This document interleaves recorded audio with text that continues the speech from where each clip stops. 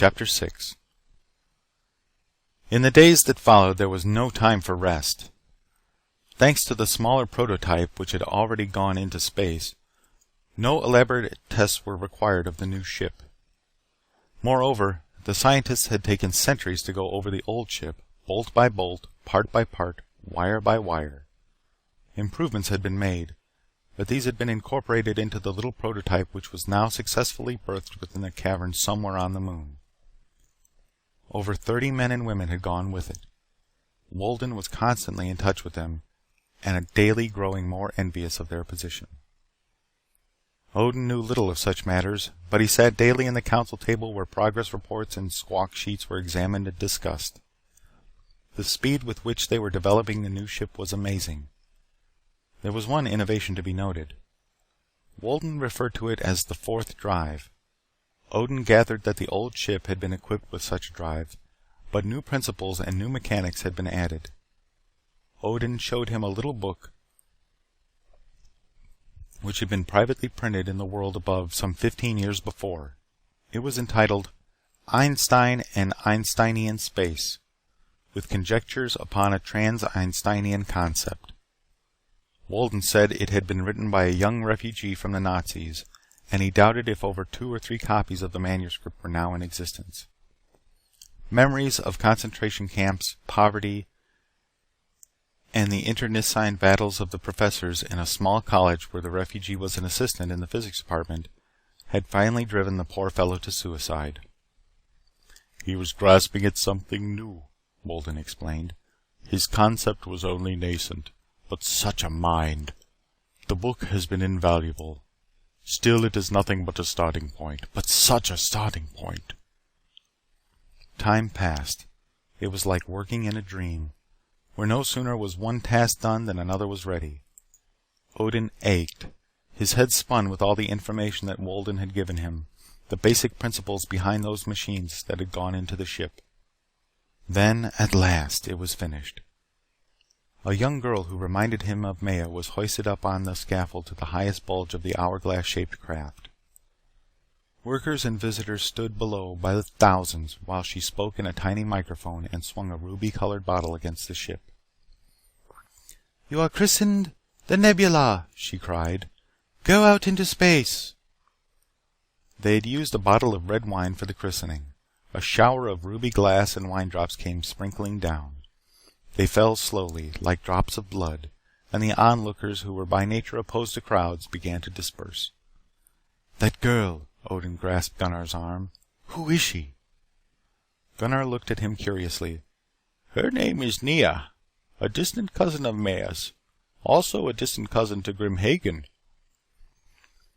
Nothing else was said, but Odin suddenly realized that since the day he had been unwillingly carried back to the world above in an elevator, he had not noticed any girl at all. That night, Jack Odin could not sleep, although he had never slept more than 5 hours at a time since returning to Opal.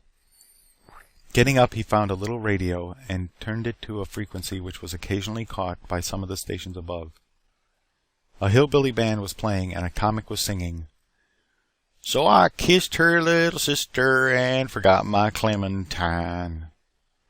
He turned off the radio with a curse and finally got to sleep, and dreamed of star spaces and emerald worlds ruled by beautiful bronze girls who looked like Maya, or maybe a bit like Nia, until the worlds streaked across the dark sky like comets, and Gunnar was shaking him by the arm and a streak of light was coming in at the window.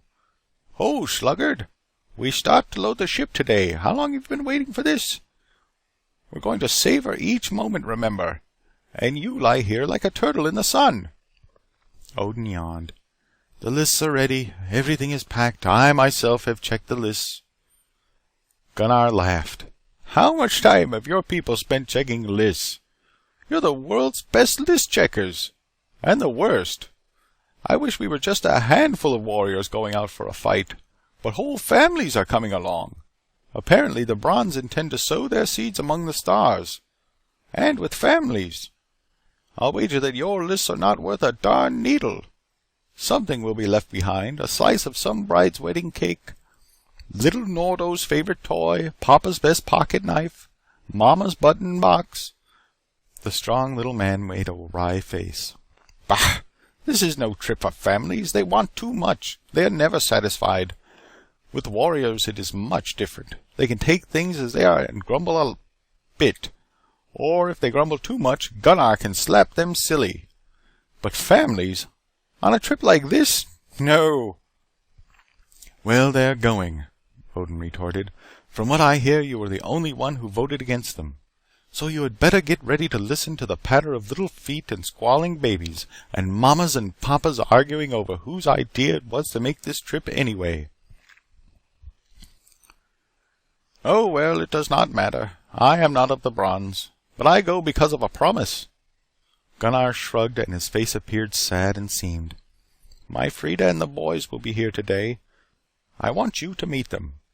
I've spent over half my days wandering, Jack Odin, but now I have a sick feeling inside me, and I think to myself, if I could go back to the farm with Frida and the boys, I could work there and die an old, old man, as my father and his father did before me. But the wanderlust is heavy upon me, Frida understands, and I swore that I would go after Grimhagen, and after Maya. But this way I die up there among the stars some day, and no one, unless it be you and Maya, will think of Gunnar. Odin slapped his arm across Gunnar's shoulders. You are chief among the Nibelings. Stay here with your family. I will go out there to the stars, and I will always remember Gunnar. Faith, man, you owe us nothing. The debts are ours. But Gunnar shook his head. I swore by my sword, and I go. A few hours later, they stood at the water's edge and waited for Frida and the boys. It was not long before a boat hove into sight, and soon Gunnar was helping Frida and the three sons upon the landing. Family meetings always made Odin ill at ease. He stood there shuffling his feet. Frida was a short, broad woman, with big breasts and broad hips.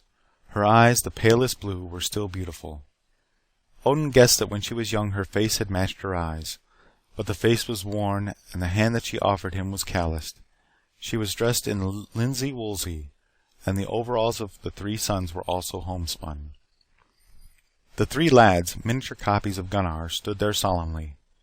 Each wore a new straw hat with a black and red band around it. They were barefooted. Odin guessed that the hats had been brought special for the occasion. For the next 3 days, Odin was kept busy by Ato. There were a million things to go on the ship. The Bronze had done a wonderful job of warehousing. All was packaged and tagged. A place for each box or machine was already marked and numbered on the prints of the nebula. The tunnel had been cleared for 2 lanes of trucks and tractors. Steadily, the line of laden cars moved down to the ship, and steadily another line came back for more supplies. Odin was assigned to superintend one of the warehouses, and he was both annoyed and pleased to find that the girl Nia was his assistant. She was a hard worker, and pleasant enough, though she said little to him, and the only time he saw her flustered was when she ordered a young man of the Bronze out of the building. Jack felt a bit sorry for the fellow. He was scarcely out of his teens and was all shook up because Nia was going out there into space instead of staying here in Opal with him. So the work went on at a furious pace, and before he realized that 3 days had gone, he was back at the improvised docks with Gunnar and his family. The parting was a quiet one. Gunnar told the boys to mind their mother and not stay out late at night. Get strong muscles on your legs and shoulders, he told them. A man is no good at thinking, and he never knows what will happen next. The muscles will keep him going, and after the muscles are gone, a fighting heart will carry him a little farther. No tears were shed. They talked of little things, and laughed at old jokes that Gunnar's grandfather had told him. One of those family jokes that never seemed very funny to an outsider. After that, Frida worked the conversation around to the voyage that Gunnar would soon be making. They say it is cold out there, she ventured cautiously. Oh yes, very cold, Gunnar agreed. Then you wrap up good, Gunnar. We wouldn't want you to have a chill. Gunnar scoffed. I've never had a chill in my life. Oh, such talk. Don't pretend to be so big. I have nursed you through many a chill. Then she produced her parting gift, a muffler that would have swathed poor Gunther from chin to belt. You promise you wear this if it gets cold, she urged. I tell you, Mama, I don't need such things. You don't know how tough old Gunnar is. Yes, I know. You promised to wear the muffler. Gunnar took it as he cast a sheepish look at Odin. All right, I'll take it. After Frida's boat had disappeared, Gunnar tried to joke about the muffler. But he was a bit proud of it too, and put it around his neck. The ends almost brushed the ground, but it was so warm he soon had to roll it up and carry it with him. The two went for a meal, but Gunnar ate little, grumbling at the food. Once he assured Odin that he had never had a chill in his life, that Frida was too thoughtful about him. Sure, Odin agreed. Then, finally, Gunnar cleared his throat and spoke the things that were in his mind. Friend Odin, he began, looking down at his plate as though he expected to see an answer there. I fear that I have seen my family for the last time. We are in for a trip beyond the dreams of men, beyond Ragnarok, to the edge of night where the mad gods make bonfires of worn-out suns, where space itself serves the mad squirrel. Gunnar paused to mutter a few words to himself, and then looked up at Odin with the old smile on his broad face. Oh, well, a man must go as far as his heart will take him. But for all his talk, Gunnar tossed and muttered that night. And once, Odin heard him cry out, So, Hagen, the stars swing right at last, and you are mine for the taking. Oh, my lost little boys and my lost little girl. And Gunnar the Strong One sobbed in his sleep. The ship was loaded at last. The time for departure was near. The crew of the Nebula, over 200 men, women, and children, went quietly into the tunnel. Thousands of relatives and friends had come out to the tower to see them off. There was little weeping, though most of the faces were sad and lined. Ato and Wolden had some of the last words with the captains, who were working upon the rebuilding of Opal. We can talk to you from the moon, Wolden was saying. Beyond that, when we swing into the fourth drive, we cannot. May your work prosper. The last man had filled up the ramp to the sphere at the center of the hourglass-shaped craft. The door was finally closed and sealed.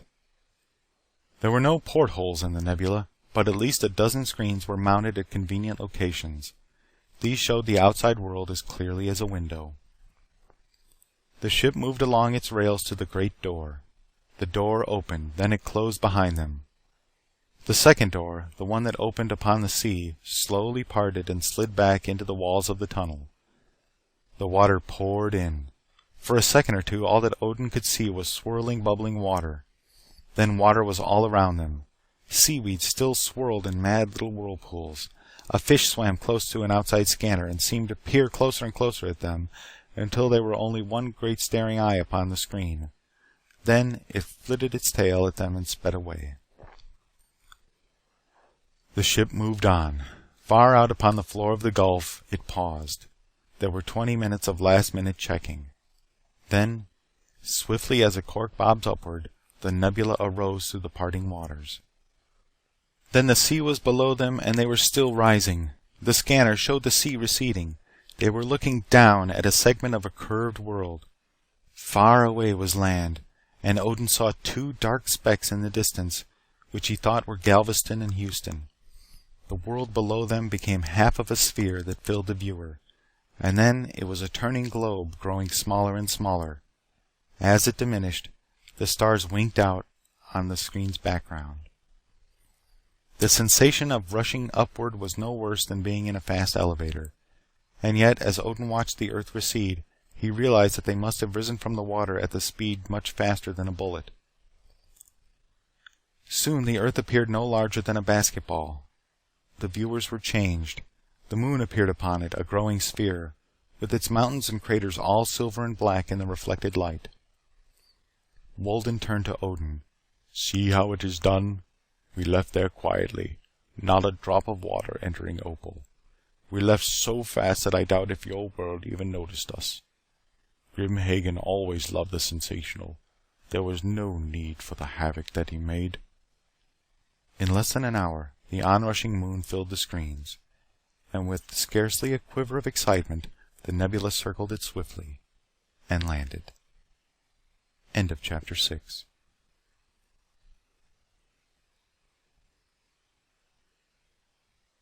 Chapter 7. Wolden and Ato, acting as pilot and co-pilot, set the nebula down with as much ease as a housewife putting a fine piece of china upon the drain board. There was no fuss and no noise. Jack Odin had seen B-47s come in with a great deal more hubbub and dithers than the nebula had caused. The screens were still on. Out there was all dark, and a wealth of stars was in the purple-black sky. They seemed larger and brighter. Wolden touched a knob, and the stars on the screen before them slowly grew larger and larger. "An astronomer's paradise," he said to Odin. "Look closely and you can see Centauri's binary suns. Here, with no refraction, a small telescope can do as well as the best that your people have made. There is no telling what your large ones could do. Ah, the riddles that could be answered." Odin shrugged.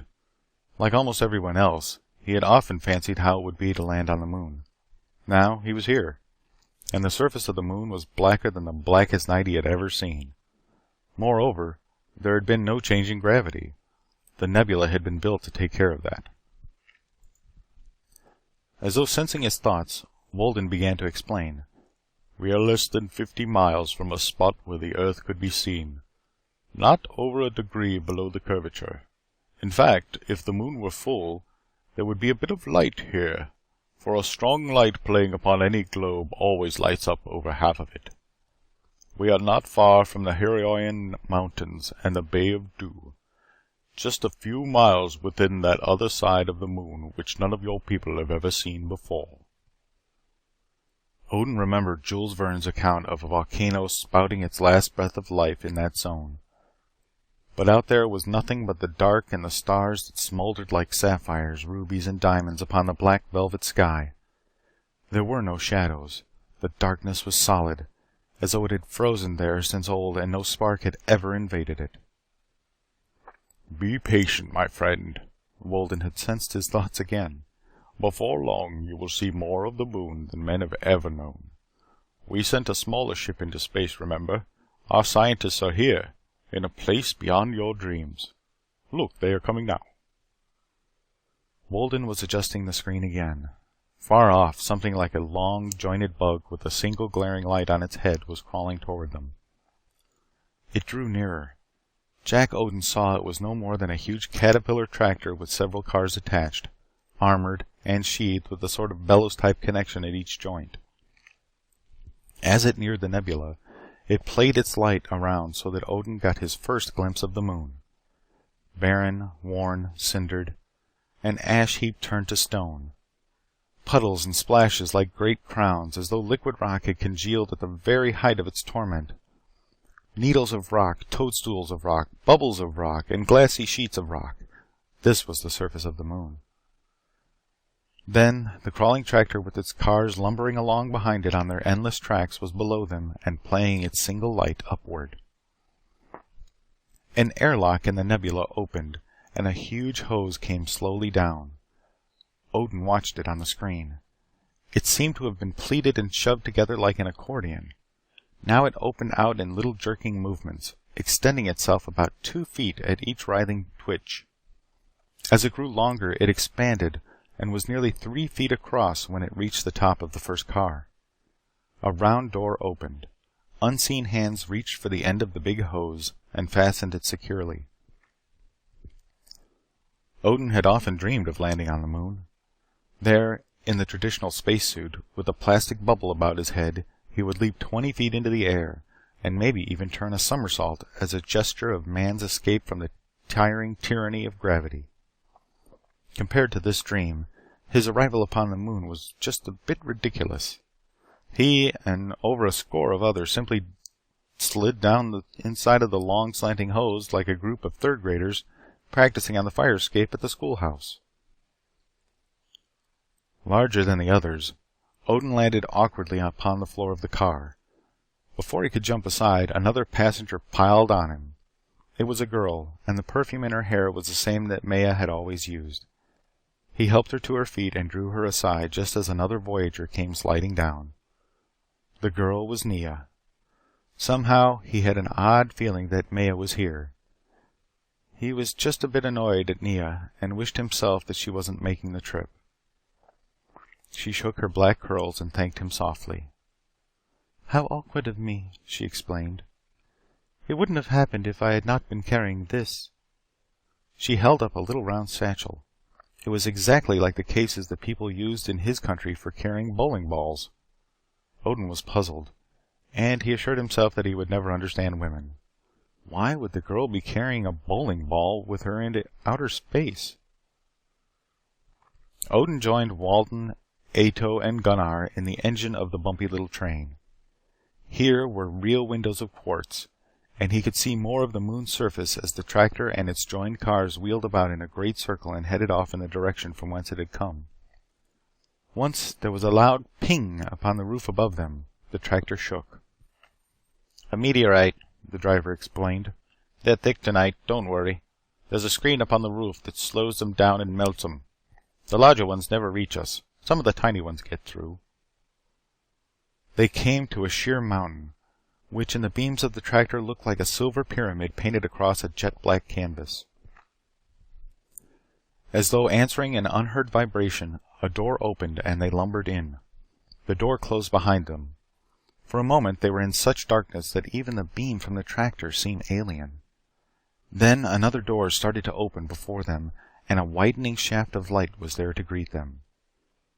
Odin was thinking that each race must have some craft at which it excels all others. If so, then the building of airlocks was certainly the Bronn's highest art. Then they advanced into a cavern where 5 tiny atomic suns were strung out at equal distances upon the ceiling. The cavern was geometrical. Roughly, it was a mile long, half a mile wide, and half a mile high. The floor was smooth. The walls were sheer. As though they had been shaped by a human hand, Odin thought, but soon he learned that other hands had sheared those walls. In the middle of the cavern was a little lake, shaped in the same proportion as the floor. It was surrounded by green grass, and in one corner was a profusion of water lilies and cattails. There were no trees, but flowers were everywhere. A few small bushes. Here and there were great clumps of vines. Odin guessed them to be wild cucumber and trumpet vines, for they had grown riotously. It was beautiful indeed, but there were other things to catch the eye. At least 100 hemispheres, little igloos of porcelain, were scattered about the floor of the cave. Each one was a different color. They shimmered and glittered.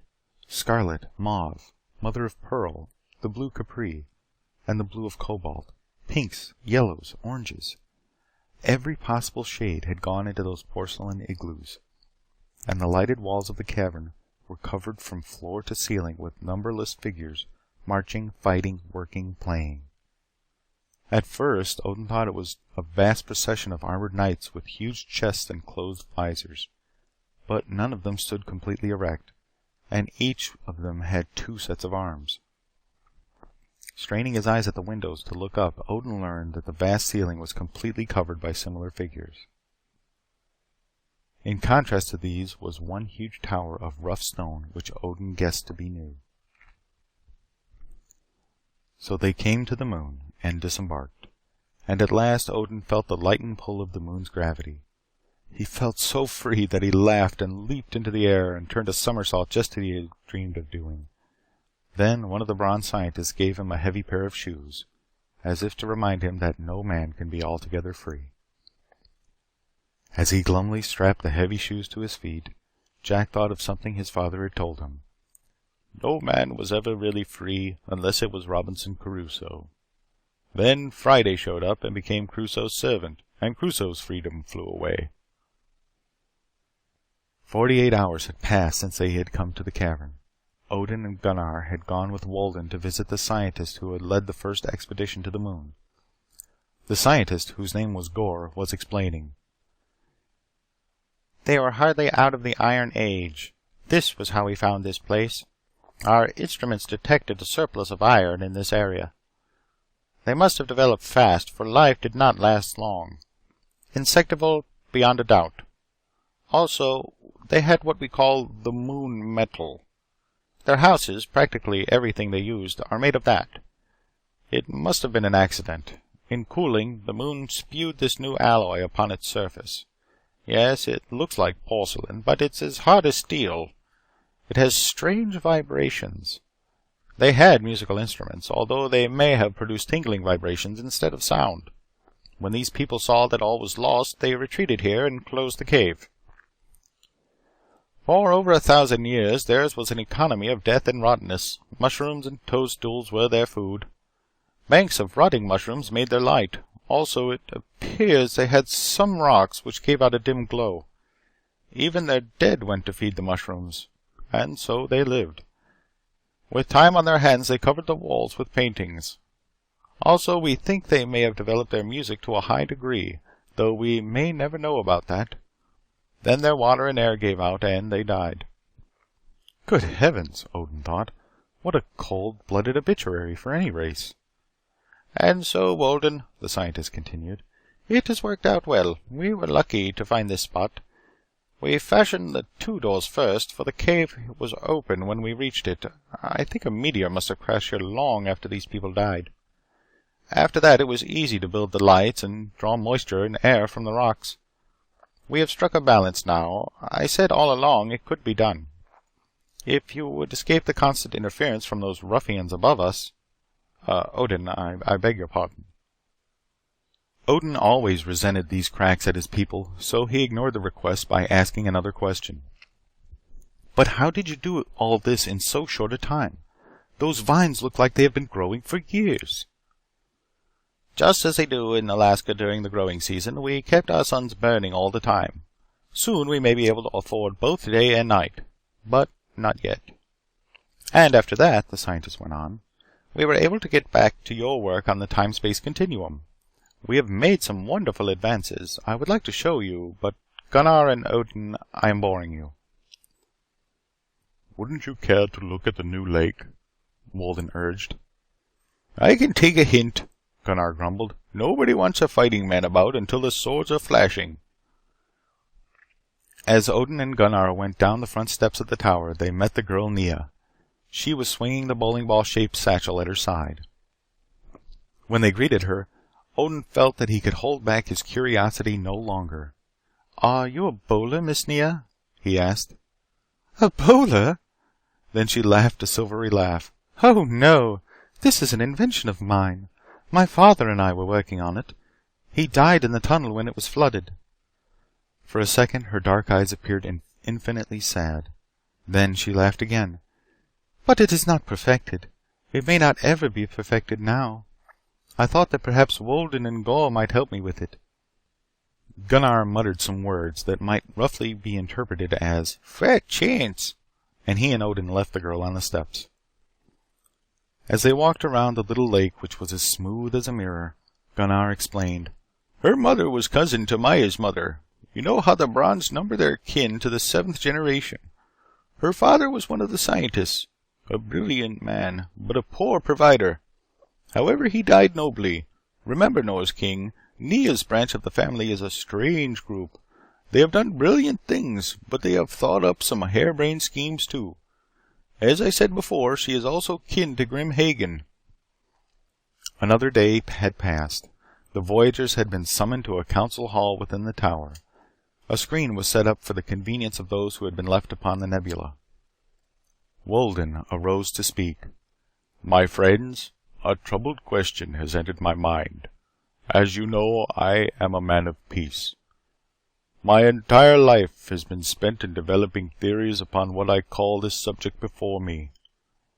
I had thought it to be something that could be developed within 3 generations, if we were left at peace. But we were not left at peace, and I accepted your decision that we go forth into space and find Grim Hagen. But now I have learned new things. This discovery of the moon metal has advanced my work by 50 years. Gore here has advanced it farther. We are upon the brink of perfecting my life's work. Now, I ask to be relieved of command. Look, you have my son Ato, a much better commander than I could ever be. Let me stay here with my work, I beg of you. So the votes were taken, following a century-old ritual. Walden was relieved of command and Ato was given his place. Hours later, Gunnar and Odin sat with Ato in his quarters, making some last-minute decisions.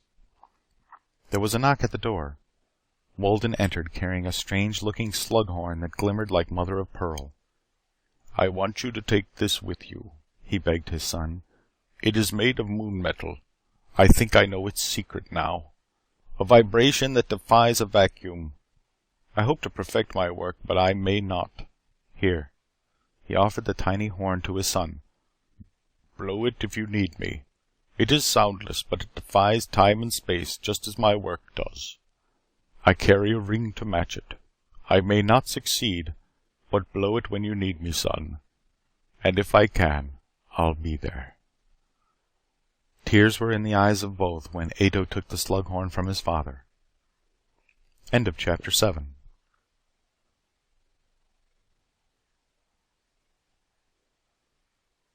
Chapter 8. At their request, 8 couples and their children were brought from the nebula to the cavern. For the crew of the first ship had been old men, and the cavern had never known a child's laughter. Then Ato led his group back to the moon's surface. As a little conveyor belt hoisted him through the tube into the central core of the ship, Jack Odin found himself worrying a bit about Nia. She had decided to go on with them. Due to her experimental interest, Jack had supposed that she would stay with Walden. But there she was, still carrying that perplexing case of hers. Quiet and sad-eyed, a little smaller than Maya, her face a little sharper, she still looked so much like Maya that Odin couldn't get his thoughts away from her. There was one last period of final checkouts, then Ato gave the signal, standing lean and tall in the control room with a tight belt around his narrow waist, and Walden's slughorn fastened securely to it. The nebula leapt towards the star-studded skies. Odin watched the moon disappear below them. Mars with its canals and mossy deserts loomed ahead, swerved aside, and was behind them. Jupiter with its red clouds and its protean eye reached out for them and was left behind. The planets became smaller. They winked at them and cheered them on with a far halloo. Then Pluto loomed ahead, lost and forgotten up there in the night. And to Odin's surprise, one last tiny planet, frozen to the color of a moonstone, looked at them like a dead thing that could not even remember life, and asked them what they were, and wearily bade them goodbye. When the planets were no more than seed pearls floating in the vast behind them, Ato gave the signal for all to be make ready. There was a scurrying aboard ship for couches and overstuffed chairs, and after the warning bell had ceased clanging, Ato muttered to Odin and Gunnar, "This has been tested enough. It ought to work." With one last shrug of his lean shoulders, Ato pulled the lever and threw them into fourth drive. The stars and the planets became streamers of light.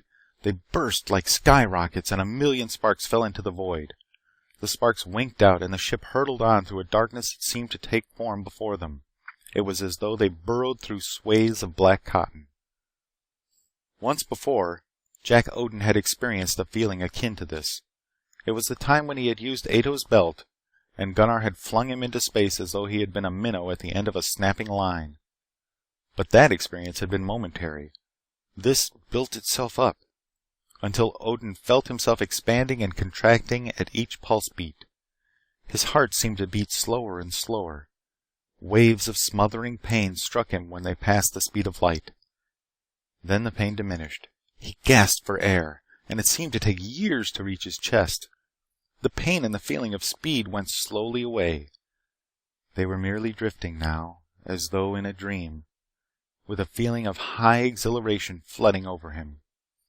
He remembered feeling that way once as a boy when a heavy storm had passed, taking its racks of clouds with it, and the sinking sun had come out to turn all the trees to emeralds.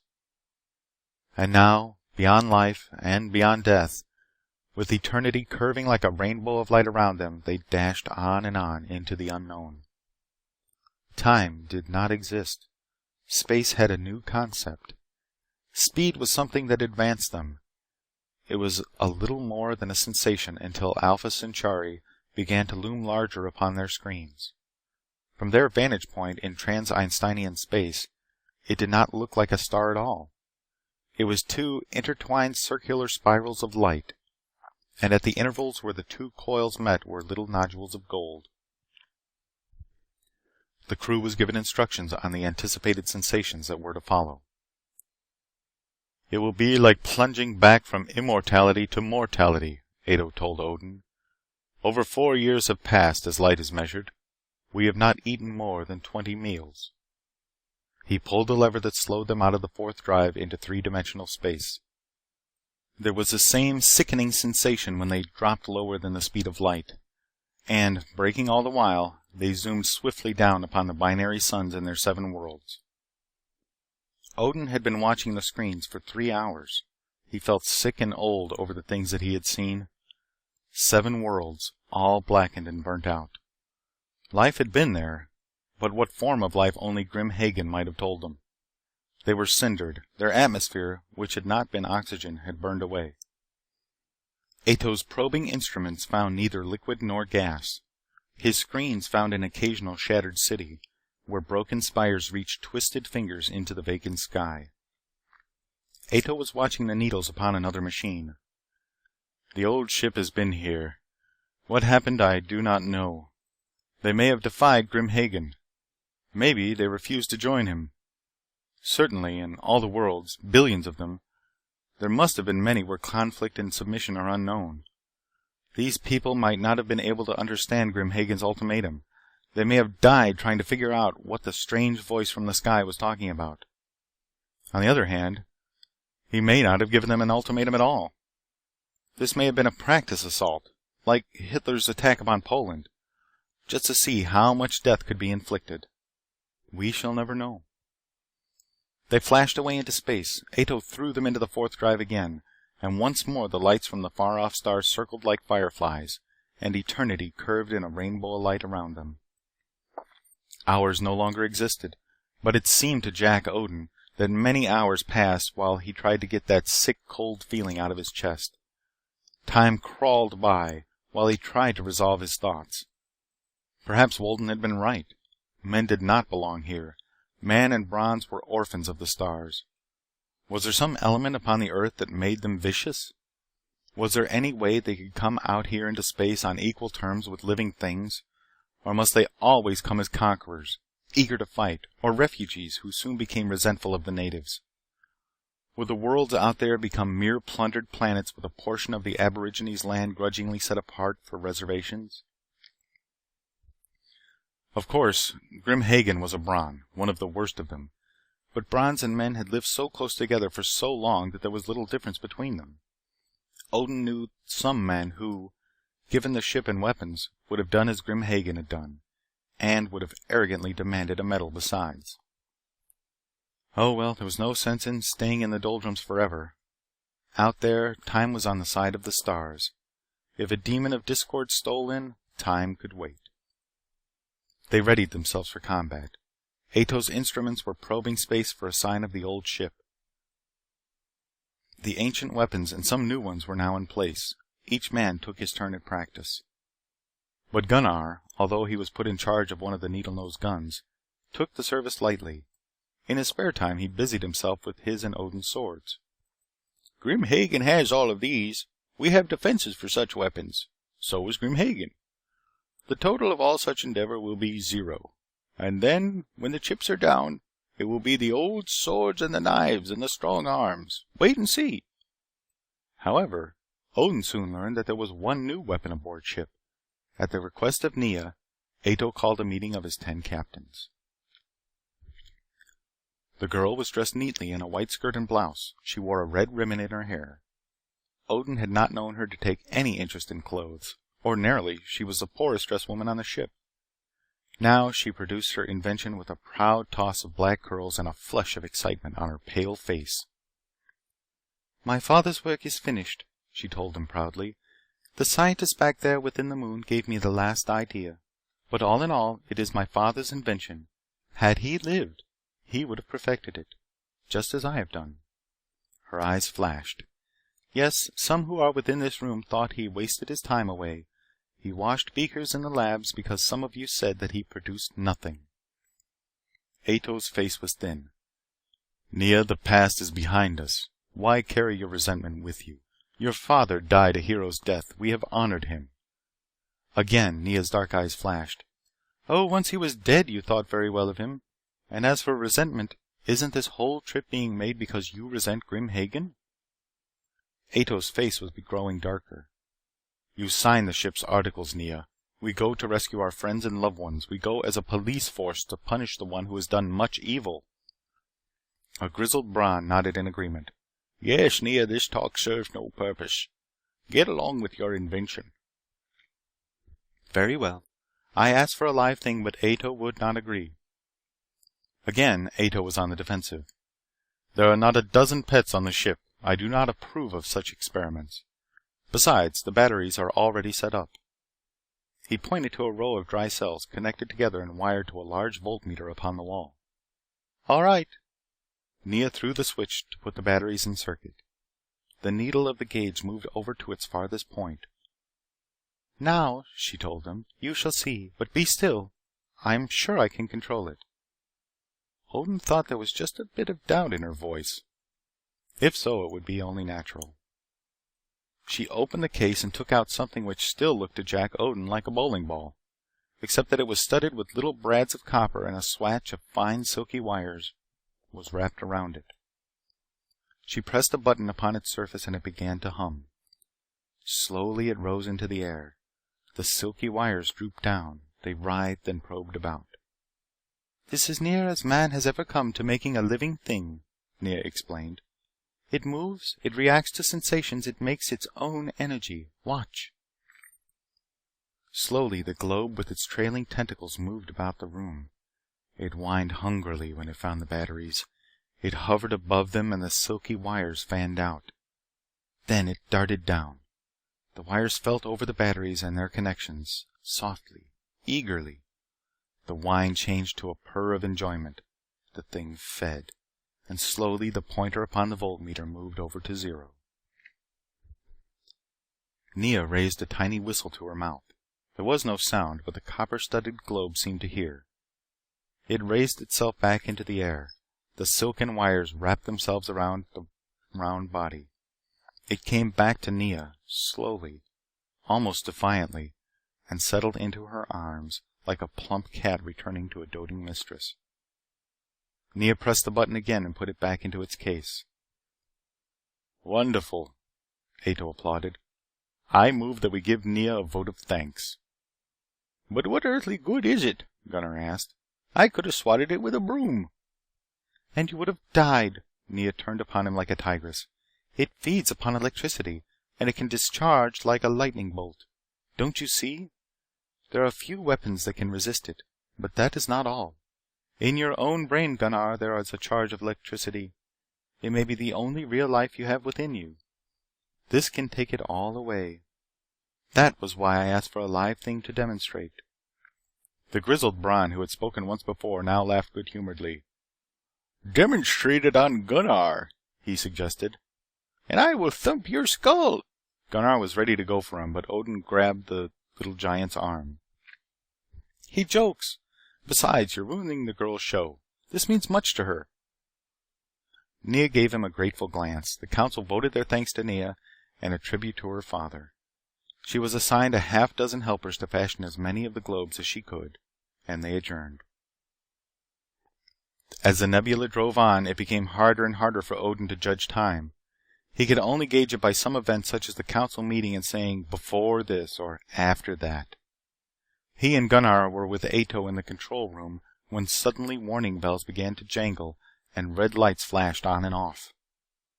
Ato adjusted the largest screen, and there, slowly revolving like an hourglass of gold amid unpushing sparks of sun and flame, was the old ship. Ato pointed to a bright star. Aldebaran. They are headed there. His voice was shaking just a bit when he called into the speaker, Battle stations! Everyone! Gunnar took off the needle-nosed instruments which he had grown to hate. Odin stood by to help with the screens. Watch forward now, Ato warned. Sight at 30 degrees above the equator of the nebula. Adjust for Doppler, X over Y. We have him on the screens now. This means he can get a fix on us. Careful now. As he watched the screen, Jack Odin saw 3 tiny specks leap from Grim Hagen's ship. They danced toward them, growing as they came. At first they were blue, but as they filled the screen, almost hiding the old ship from his vision, they changed to amber and then topaz. Bells and klaxons shrieked their warnings. Ato watched and waited.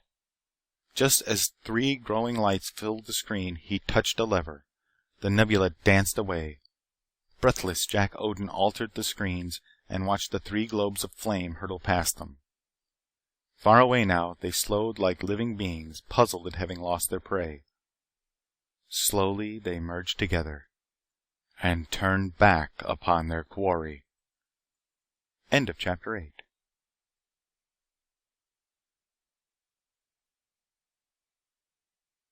Chapter 9. The 3 sunlets of flame merged together and dripped yellow blobs of light into the darkness. They grew into a great soap bubble that turned to topaz. Like something moving in a dream, it gained upon the nebula until it was pacing beside them, a little larger now and still growing, dwarfing them and filling half the screen. A shadow, no, 2 shadows, were growing within it. Odin tried to make them out, but they were dark and wavering. Still, they looked something like a high priest standing above a prone victim stretched out upon some sacrificial altar. Odin was working the screens like mad, keeping their entire crew before his and Ato's eyes, and at the same time watching the topaz bubble. The bubble cleared. Over the loudspeakers came Grim Hagen's shriek of wild laughter. Odin turned another knob and the bubble loomed larger. Grim Hagen stood there, one lean hand rubbing his chin as he laughed at them. And the figure lying prone upon a couch beside him was swathed by a sheet which came almost to its eyes. But the shadows were leaving the bubble now, and Odin saw that it was Maya, asleep, statuesque, like a carving upon a tomb. But it was Maya. Then he cried out in alarm, for upon another screen he saw Gunnar and his crew swing their weapon into action. Shell after shell of greenish fire burst about the globe. Green flame thrust out tiny rootlets that crawled over it, outlining it in garish light. Another shell seemed to burst upon Grim Hagen's chest, tearing the bubble of light apart. And as Jack watched, horrified and sick, the shards of flame came back together. And there was the globe again, with Grim Hagen and Maya as whole as ever. And a green streak of fire, one of Gunnar's misses, went careening off into space until it shrank it to a pinpoint of light and then vanished. At a signal from Ato, the firing stopped. Grim Hagen was still laughing. You are wasting your energy, Ato. I am only a projection. And so this is that is with me. I have Maya. He bowed mockingly. See, Odin? Come and get her, Odin, so I can kill you. I had thought I was done with you, but this is just as well. Out here, somewhere, somewhen, I can kill you slowly. Look, she sleeps. Shrouded there within a bubble of changing light, Maya looked like a bronze statue. Lying upon her back with her arms folded across her breasts, and with half her face covered by the flowing folds of a coverlet, she was like a bride of death, waiting the end of eternity. Hagen laughed again. Here in trans-Einsteinian space there is neither size nor time as we once knew it. I could leave her on a giant planet, a statue 10 miles long for the ages to marvel at. Or I could cast her adrift to make the 1,000,000-mile-long trip with the suns until the last explosion when space will dissolve it to be born again. So give up now. Bother me no more. Space and its treasures are mine for the taking, and I have waited too long. Then the topaz globe twitched as a bubble vanishes, and it was gone. Out there was nothing but the night. Ato set a course for Aldebaran. His watch finished, Jack Odin sat alone in the lounge and watched the star upon the screen. It did not seem to be much larger, a single brilliant jewel of flame that beckoned them on. Gunnar had long since gone to bed, grumbling that the way order and military discipline were maintained aboard ship, they probably couldn't whip their way out of a child's wading pool. Odin was thinking of all the things that had happened to him since that night when Maya and the dwarves had brought the helpless Grim Hagen and the old Odin homestead. Lord, how long had it been? Out here, where time could not be measured, and perhaps did not exist at all, it seemed futile to count the weeks and the months. He stared at the single star upon the screen until he was half asleep.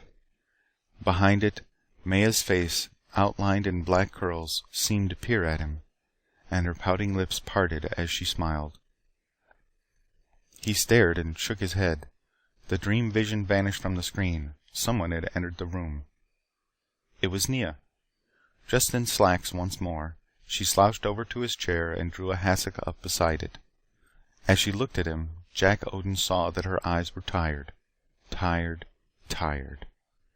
As though they had not rested for months. "You ought to be asleep," he warned, "now that your work is finished." "And is it finished?" she asked. "Is anything ever finished?" Nia drooped upon the hassock, resting her chin upon her hands as she looked up at the screen. "That is where we are going?" she asked. "Ato is certain that Grim Hagen is headed for Aldebaran," Odin answered. "One star out of millions. What difference can it make?" "You've been working too hard." "Oh, damn," she said angrily. "There is more to the work than you and your others guessed. Now we are going to rescue a cousin of mine and punish another cousin. The old rat race. Tell me, why don't people just go sit in a corner and enjoy themselves? So far we've done nothing but increase our scurrying 1,000-fold. He tried to make a joke of the matter. "You sound like a beatnik." "Perhaps," she answered slowly, still looking up at the screen. "They considered my father dead beat. But I know more of this science than you do, Jack Odin. What if I told you there was a little chance of finding Maya? Or, if you found her, she might be an old, old lady." "Well, I'd say nuts. We would keep on looking. But why such gloomy thoughts?" "You do not understand. Here, flashing through trans-space, we are in another time. Oh, it goes by, but not as the clocks of Opal. Once a ship slides out here to a planet, it is caught in a web of time and space. The clock resumes their old work of grinding the minutes and hours to bits. The black oxen of the sun take up their measured march.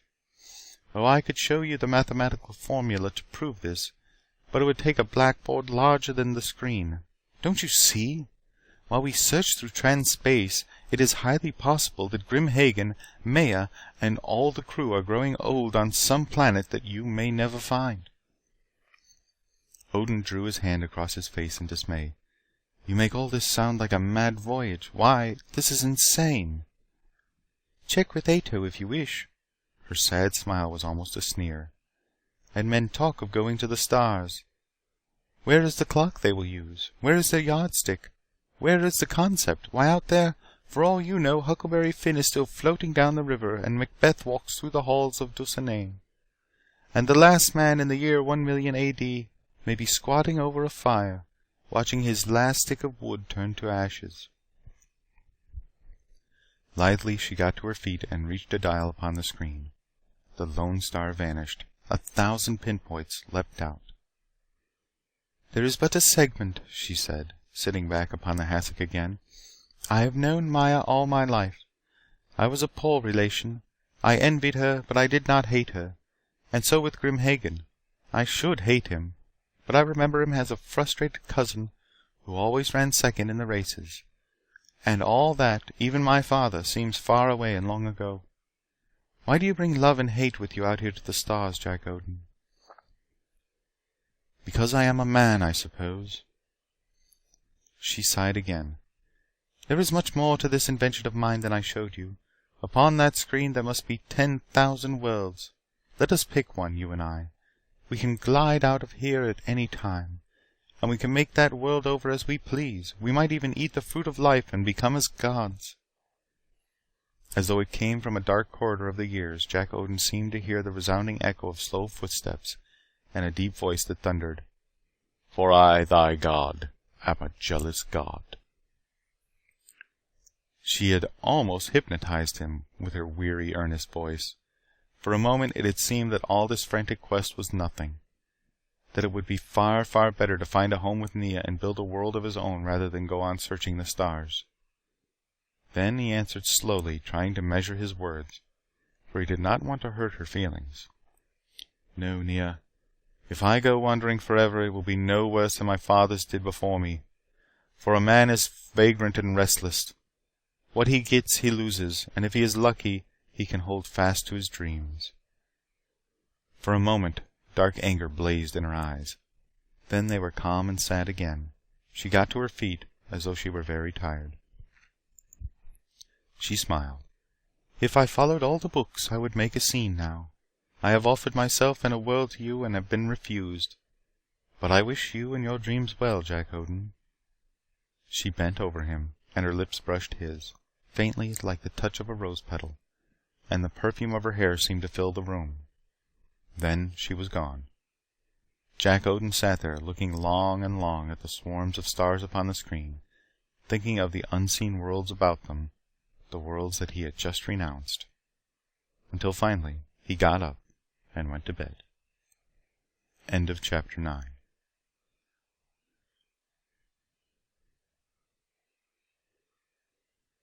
Chapter 10. Ato's probing instruments still pointed the way to Aldebaran. In a surprisingly short time, the warning signals were flashing and jingling throughout the nebula. There was that same sick feeling as it moved slower than the speed of light. And there was a glowing sun with 9 planets circling stately about it. Slower the nebula moved, and slower, until the outermost planets sparkled in the light of its sun below them, and they swooped down. Not a single blast was fired at them. Every man was at his post, while Ato guided them in and Odin worked the screens. Once more, Jack was disappointed. He had looked forward to some alien, even exotic civilization. Here were fields and streams, and there were cities, looking very much like the cities of his world and of Opal. Those other worlds which he had seen had been blasted, so there was no way of knowing how their cities had looked. But these were too recognizable. He was certain he had seen several of the taller buildings before. Was space no more creative than this? Had the worlds dedicated themselves to the same monotonous pattern? Had he caught a glimpse of conventional, rocket-shaped spaceships plying their courses back and forth among the planets? He saw boats and cars, and a few long-nosed airplanes, with the merest trace of vestigial wings far back near the empennage, streaking through the sky in high arcs, leaving curling trails of fog and smoke behind them.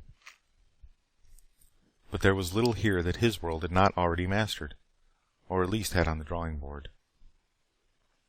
The nebula came to rest upon a bare plain not far from the nearest city. As he turned to the scanner upon it, Odin saw that while it looked familiar enough, there was one exotic thing about it. Toward the outskirts of the city, in the bend of a wide river, was the Taj Mahal. He felt nearly as bewildered as he had been when Nea explained her theories of time-space concept to him. They had hardly landed before one of Ato's scientists announced that there was good clean air outside. Oxygen and nitrogen with good old water held as moisture within it. The city sat there upon the plain and stared at them. The nebula looked back. At length, a procession of cars moved toward them. Grim Hagen's voice came thundering over the loudspeakers. "A truce, Ato.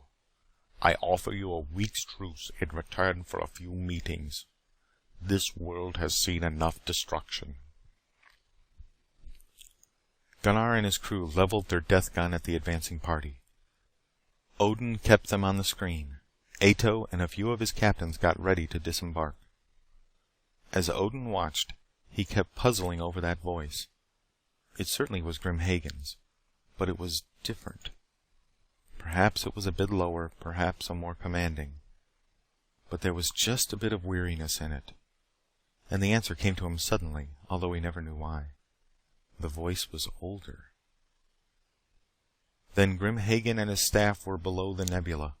They were dressed in white and gold uniforms. That was not surprising either. Ato and his men advanced for a parley. Odin watched and listened. At first, he could not get a clear look at the man for Ato's broad shoulders. Then Ato turned aside, and Grim Hagen's head and shoulders filled the screen. Odin gasped in amazement. Grim Hagen was nearly 20 years older than when he had seen him last. The shoulders and arms were larger, although there appeared to be a little fat upon Grim Hagen. The dark hair was streaked with gray. The face was seamed, and though the black eyes still blazed, they now burned with the fanatic hate and desperation. Where pride and ambition had once made a face coldly handsome, there was now nothing but seamed lines like scars and blazing eyes. It was an evil face. Grim Hagen had become a devil. Hagen looked at the much younger Ato and laughed. "So the cub comes to fight with the tiger. Didn't you know? Didn't you guess?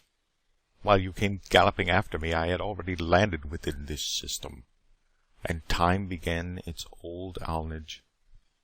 These were a peaceful people, and we wrecked them. We enslaved them and built the 9 worlds into our own fashion. Nearly 19 years, Ato. No Caesar ever dreamed of a larger kingdom.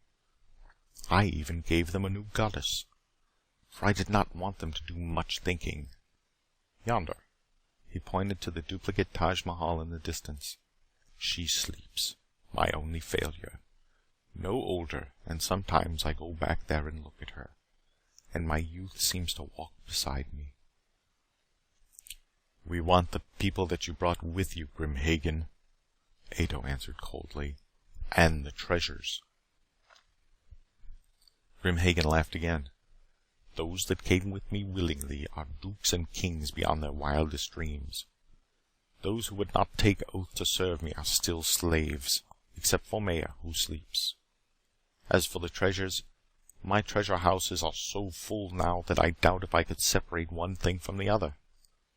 So youth grows old. But you must admit that this is better than cringing in a hole in the ground." "None of us cringed unless it was you," Ato retorted angrily. "We have come beyond time and space. For Maya and her friends, for the treasures, and for you." The mad light flamed in Grim Hagen's eyes as he laughed again. "You could not get 1,000 feet into the air unless I permitted it. Come now. I have given a week's truce. Relax and enjoy yourselves. After all, we are kinsmen in a far country."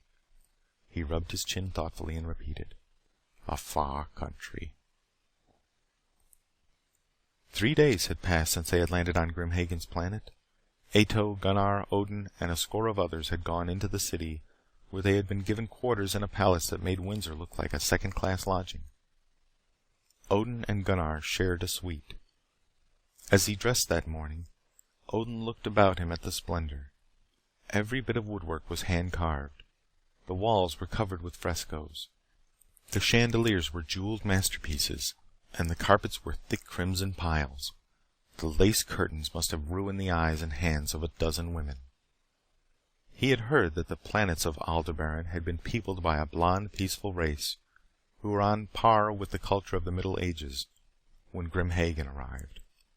Lord, how he must have worked himself and them to bring them this far along in 19 years. There was a peaceful air of prosperity about the planet, and trade, he understood, was flourishing with the outer worlds of the system. But the people were no more than slaves, beaten and cowed into submission. Oh, they worked hard, but Odin wondered what had been their punishment in years past for not working. There was something in their eyes, a stunned, unhappy look, that made him wonder what would happen someday when they learned as much as their masters and turned upon them. Moreover, he had been told that the planets were overcrowded when Grim Hagen arrived. They did not seem so now. How many graves throughout those 9 planets were dedicated to the conquerors? Only once had he seen one of them mistreated. That was at a dinner the night before. The banquet hall had been a combination of medieval, modern, and bronze splendor. The dishes, the food, and the music had been superb. But a fair-skinned girl had spilled a few drops of wine when she was serving Grim Hagen. His face had grown dark. Half arising from his high-backed chair at the end of the table, he had doubled up his fist and struck her below the cheekbone. She reeled back, her face crimsoning from the blow and the shame. The other servants pretended to see nothing, but in the girl's eyes, and the eyes of the others, he saw the old promise that had been written in the eyes of slaves since time began. Someday. Someday. Then, with perfect calm, Grim Hagen had sat down, wiping his lips with a lacy napkin. "Pardon me, gentlemen, but they have so much to learn in so short a time." Then he looked down the long table at Odin and could not resist one jibe. "You don't know how happy I was to find that these planets were peopled by a light-skinned race." That was all. True to his promise, Grim Hagen had given them the run of the city. But there was always one of Hagen's men or some native in uniform to politely assure them that there was little to see down the off-streets. The main squares were a tourist paradise. Beautiful buildings, in all colors and styles. Black marble and silver. Tracings of gold. Clocks, bells, statues, fountains. All the architecture of the world they had left, with fine selections and matching, with daring improvisations. And everything new. Odin had to admit that the squares were beautiful. Someday this conquered race might even owe a debt to Grim Hagen and his crew. But right now they did not seem to be bubbling over. The natives were polite, too meek for comfort. Some of the women were beautiful. Most of the men were too slight of build, almost effeminate. But once Jack, Odin, and Gunnar managed to stroll down a narrow street without anyone noticing them. It was the cry of the birds that caused them to turn aside into even a narrower one. So they came to a little run-down park that looked old enough to have survived the conquest. Then they saw the scaffoldings, and there were 12 shapes hanging from ropes and meat hooks. As they neared, a flock of fat, revolting-looking birds arose and complained as they fluttered away. Gunnar and Odin had stood there looking upon the half-dried mummies that swung slowly about and grimaced at the tiny wind that perplexed them. The gibbets were spotted with blood and filth. Flies swarmed about them. "So," Gunnar remarked, "the leopard does not change his spots. Grim Hagen still gives lessons to these people. And knowing Grim Hagen, I would say he's a rough schoolmaster." They did not stay long, and a guard opened his mouth in surprise when he saw them entering the square from the dark little street. Today, Grim Hagen had invited them to another conference. Gunnar and Odin dressed carefully, but Gunnar took a last look at harness and sword as he complained, "He wants something, and Grim Hagen can be mean when he doesn't get what he wants. We should have started wrecking this world before we landed. The people would be no worse off. And maybe we could have rid ourselves of a snake. Ato needs a big drink of tiger's milk." "Oh, quit complaining, little giant. We still have some bargaining power." "Yes, our swords.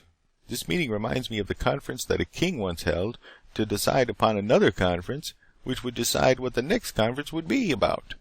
Bah!" "Quit worrying. One of us will kill Grim Hagen sooner or later." But Gunnar went on with his complaining. "You'd better stay close to me, you understand, or you'll be hanging from one of Grim Hagen's meat hooks." So they went to the conference. All of Ato's men and at least 50 of Grim Hagen's were there. Contrary to Gunnar's prediction, Grim Hagen got to the point at once. "Kinsman," he began mockingly, "you may have wondered why I called a truce, when I could just as well have destroyed you." "That I doubt," Ato answered him. "We have defensive weapons. Even now the guns from our ship are trained upon the city." Grim Hagen shrugged. "Let us not quibble, Ato. Your father was a quibbler before you." Ato flushed in anger. Grim Hagen continued with an apologetic smile. "I'm only joking. But I do know certain things. Your father, Wolden, was a brilliant man, Ato." He bowed slightly as he admitted this.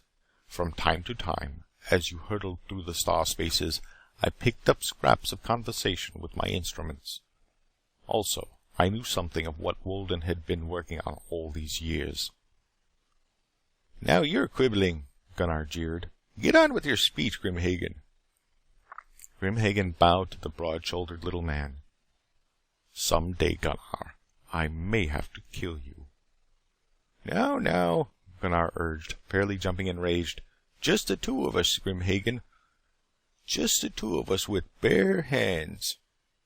"Not yet," Grimhagen sneered. "Now, I will continue. From what I have learned, it appears that Walden's work has been a success. It is possible for men to master both time and space. I have mastered space, but time is turning everything to dust and ashes. What good is it to be an old emperor? No better than to be an old herdsman." Again he tossed a sneer in Gunnar's direction. "That's easy," Gunnar retorted. "The old herdsman sleeps well at night." "Bah! Who wants to sleep? Please quit interrupting, Gunnar."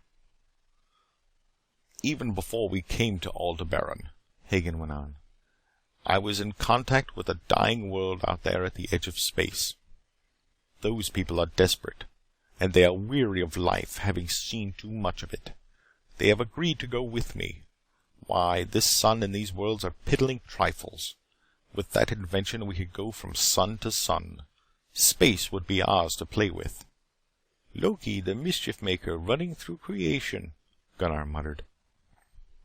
Grimhagen may not have heard him, for he continued in that same desperate pleading voice. "So here's my proposition, Ato.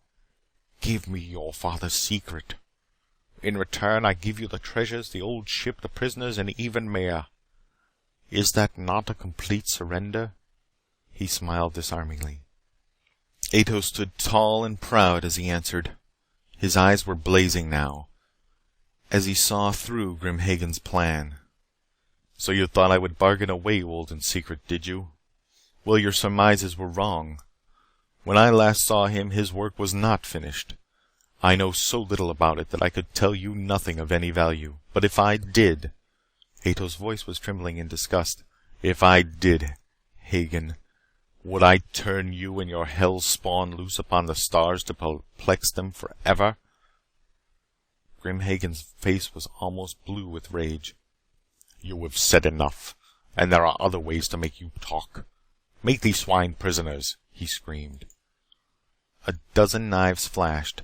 A dozen death tubes were pointed toward Ato and his followers. But one of Grimhagen's lieutenants, a Bron who was now silver-haired, intervened. "No, Grimhagen. They are under truce. The week is not up yet. I will not see you go back on your own word." Grimhagen flamed. "You will die on the hook for this." "Maybe so. One thing is certain. I will die. And I can face that. But you can't, can you, Grimhagen? You would prefer to be some sort of eternal devil working its fury upon the stars. Now, where is the new thinking that you used to preach?" "That dream is as old as the incantations beside the cave fires." "Arrest them all," Grimhagen screamed. "Arrest Rama too," he added with rage. But the knives and swords were back in their holsters. The guns were lowered. One by one his men filed out of the council room. Grimhagen's face was so dark that Odin feared a stroke. But with a curse at Ato and Odin, Hagen lifted his chin high and followed his men from the room. Only the one called Rama remained. "I will do what I can, Ato," he said quietly. "I was nearly 50 when we started this journey, and we lived hard and fast. I am old now, but I married one of the slave girls. We have children. Were it not for that, I would go with you. But I am tired. God, I am tired." He saluted them as he went out the door. They never saw Rama again. End of chapter 10.